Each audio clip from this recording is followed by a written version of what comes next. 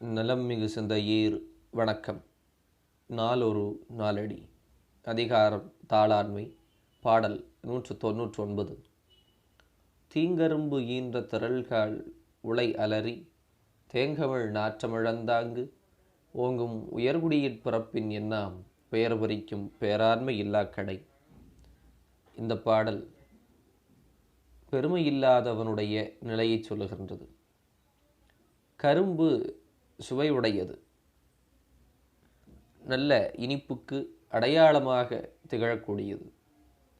அந்த கரும்பின் நுனியிலே வளர்ந்திருக்கின்ற தோகை குதிரையின் உலை என்று சொல்லுகிற பிடரி போல அழகாக அடர்த்தியாக காண்பதற்கு இனிமையாக இருந்தாலும் அதிலே வாசம் இருப்பதில்லை.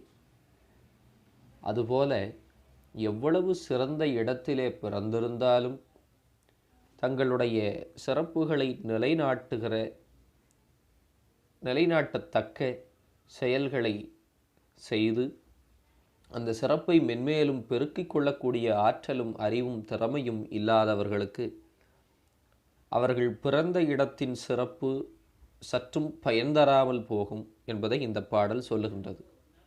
இதன் மூலமாக நம்முடைய பெரும்புகழ் நிலைத்திருக்கின்ற செயல்களை நாம் செய்து அந்த புகழை காப்பாற்றிக் கொள்வது இன்றியமையாத கடமை என்பதை இந்த பாடல் விளக்குகின்றது.